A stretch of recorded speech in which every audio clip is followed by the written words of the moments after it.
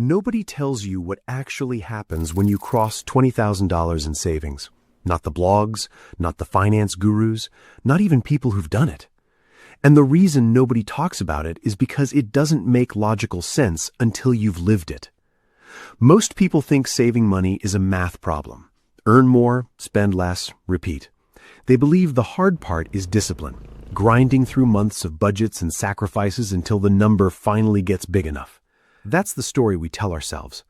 But the number isn't what changes things. You change. Here's what nobody talks about. Money below a certain threshold doesn't give you freedom. It gives you anxiety in a different shape. Having $500 saved doesn't make you feel secure. It makes you aware of exactly how fast $500 disappears. Having $2,000 saved, you're just one bad month from zero. Even $10,000, which feels enormous when you're starting, still lives in your nervous system as not enough. But something shifts around $20,000. Not because of the number itself, because of what the number does to your brain. There's a psychological concept called a security threshold, the point where your subconscious stops treating money as a survival resource and starts treating it as a tool. Below that threshold, every financial decision is filtered through fear. You take the safe job. You avoid the risky move. You say yes to things you should decline because you can't afford to say no. Above it, the filter changes. Suddenly, you're not asking, can I survive this? You're asking, is this worth it? That's not a small shift. That's the difference between defensive living and intentional living. Think about two people. Same income, same expenses. One has $800 in savings. The other has $22,000. Their boss disrespects them in a meeting. Person one goes home frustrated, thence to their partner, and shows up again Monday, because what choice do they have? Person two goes home, thinks it over, and quietly starts updating their resume, because they have options.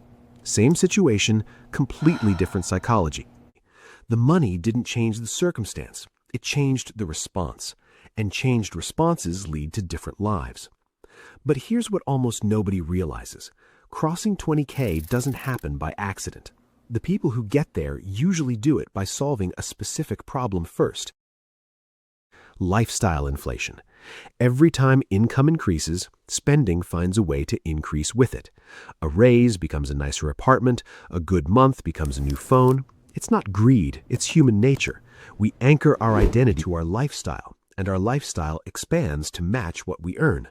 Breaking that pattern, even temporarily, is what creates the gap between earning money and keeping money. The goal isn't to be miserable. The goal is to let your life stay the same for long enough that the number crosses the threshold. And once it does, something interesting happens. The discipline that felt like sacrifice starts feeling like power. Because now you're not budgeting out of fear. You're making choices from a position of security. That feels completely different. It is completely different. So here's the thought I want to leave you with.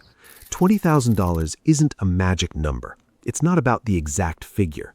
It's about finding your threshold, the point where money stops being a source of anxiety and starts becoming a source of leverage.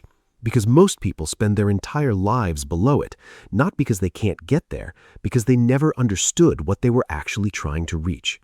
Now you do.